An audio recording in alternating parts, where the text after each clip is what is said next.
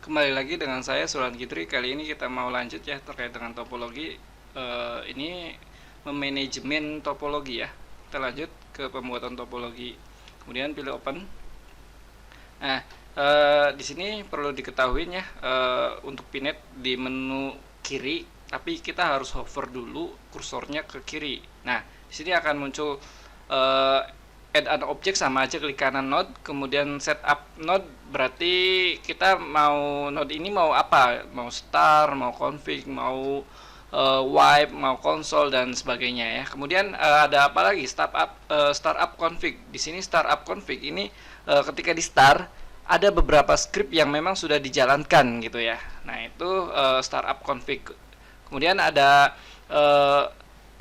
picture ya. Di sini kita mau menambahkan gambar gitu. Di sini ada picture ya. Tinggal menyesuaikan aja nantinya. Kemudian refresh topologi ya. Kemudian ada log. Jadi topologi ini kita kunci. Jadi boleh orang lain masuk, tapi kita kunci. Kuncinya apa sih? Nggak bisa geser, nggak bisa ubah, itu log ya.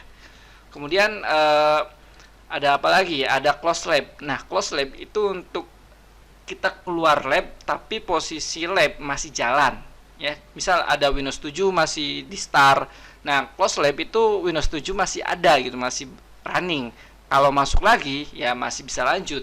Kalau destroy, itu destroy berarti menghapus konfigurasi satu topologi, tapi topologi yang sudah dibuat itu masih ada ya. Kemudian sistem status. Di sini sistem status itu akan menampilkan informasi baik itu CPU, RAM, hard disk dan sebagainya. Kemudian background. Background ini kita peruntukannya di sini.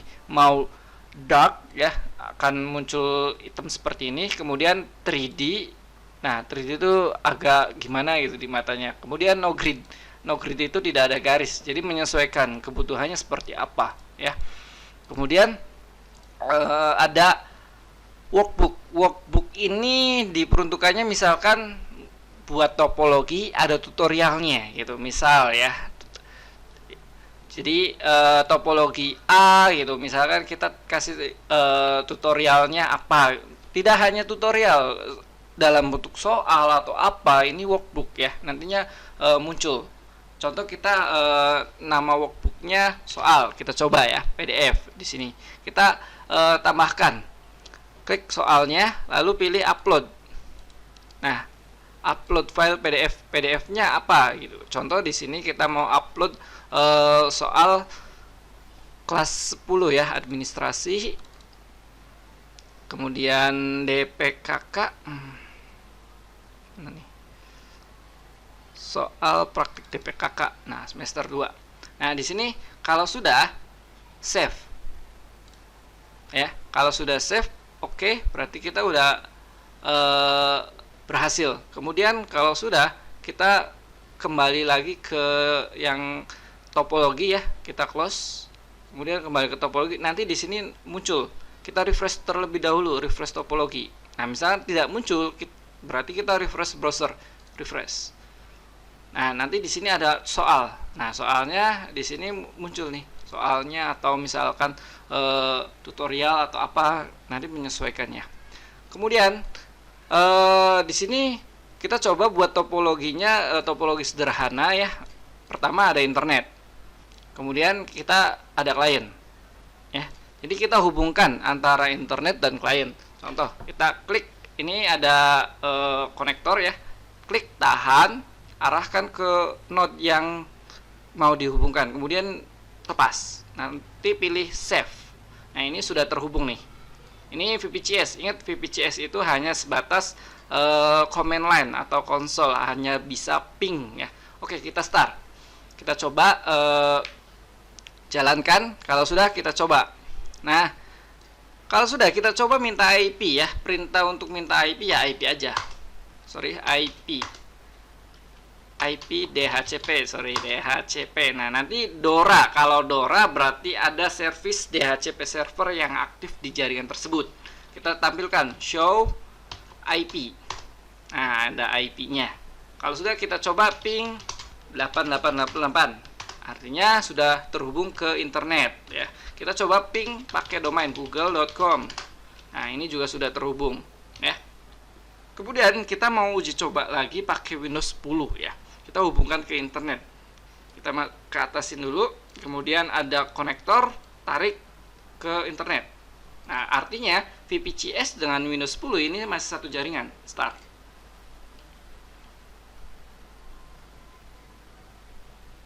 Kalau sudah, konsol.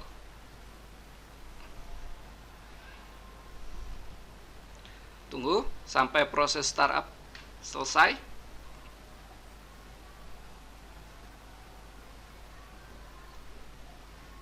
Oke, sudah muncul akun Potato.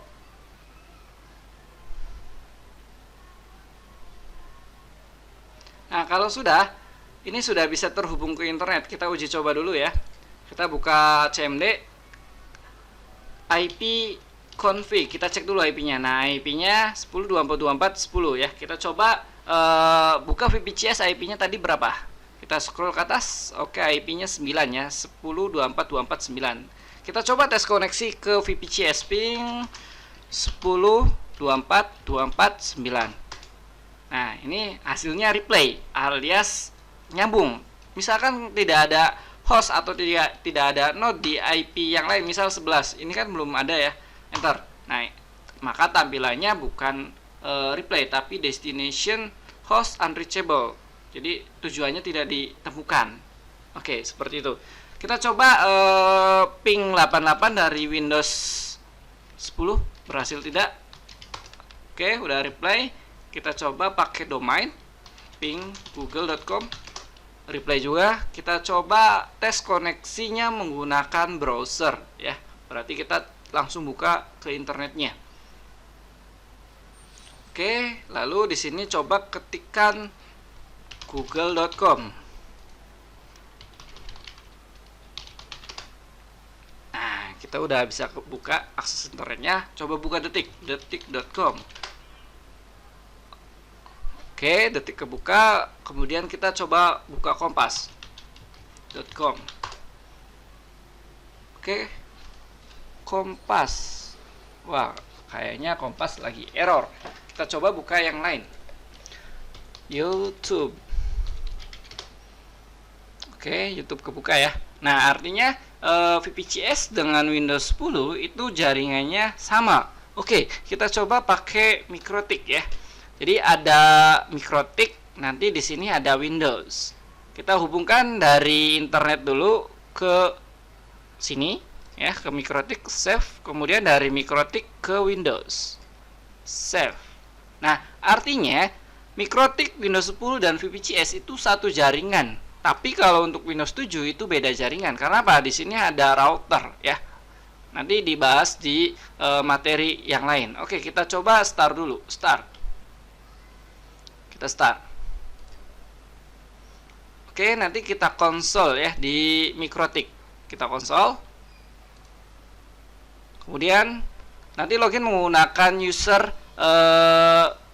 admin tanpa password. Nah, kita tunggu.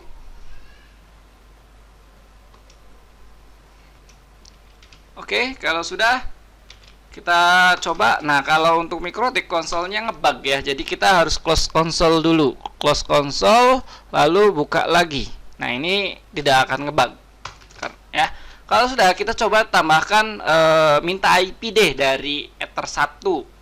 IP DHCP client add disable no.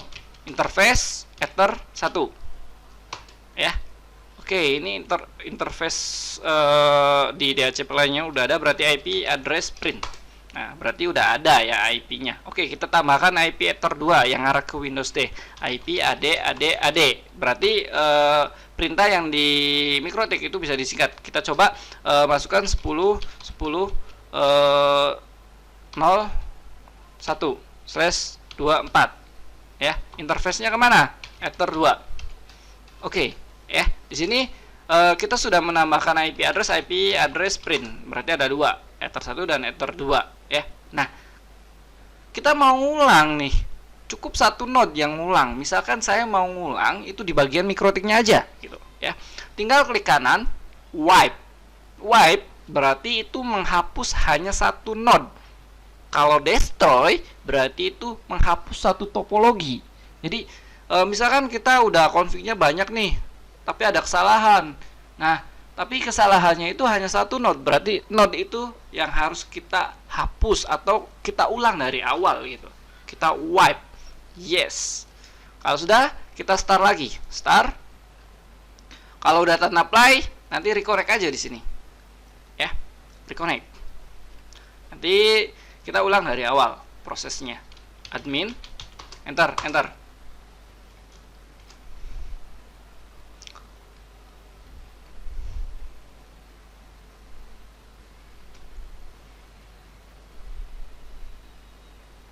Oke ya, seperti biasa di Mikrotik ngebug ya, jadi kita harus close dulu, lalu konsol lagi. IP address print, nah cuman satu ya, karena satu itu didapatkan DHCP, karena by default CHR itu DHCP kliennya aktif di Ether 1 ya. Nah, kita uji coba lagi yang Windows, karena di sini ada Mikrotik, apakah bisa terhubung ke internet? Tidak, kalau Mikrotiknya belum diaktifkan NAT-nya. Ya, kita coba di Windows 7. Nah, di sini service IP-nya juga tidak dapat. Jadi IP DHCP server di bagian Mikrotik ke bawah itu tidak aktif atau belum diaktifkan. Jadi nggak akan bisa terhubung ke internet. Ya, oke. Kemudian misalkan kita mau hubungkannya di switch, kita delete. Jadi hover dulu ke line atau ke kabelnya. Ya, nanti warna abu-abu antara dua node tersebut, klik kanan, delete. Nah, kalau sudah, kita hubungkan ke switch. Nah, di sini networknya juga langsung putus ya, real time. Jadi kalau sudah, kita coba hubungan lagi dari Mikrotik ke switch, save dari switch ke Windows. Nanti lihat di layar konsolnya nanti akan nongol connect. Nah, sudah terhubung artinya ya. Nah, ini menggunakan model switch ya. Misalkan kita mau gaya ini, untuk gaya garisnya kita mau melengkung atau kayak kotak gitu. Nah, kita klik kanan lalu pilih edit. Lalu di sini ya ada flowchart ya, ada Blazor, tinggal pilih aja. Kemudian di sini sudut-sudutnya warnanya apa, kabel jenis linknya atau kabelnya, misalkan merah.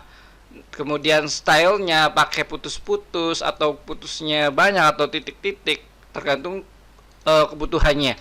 Kemudian label ini diperuntukkan misal di sini networknya 10.24.24.0/24. Nah, ini hanya deklarasikan network ya. Kemudian size-nya, ukuran fontnya berapa gitu, digedein gitu. Nah, itu menyesuaikan ya.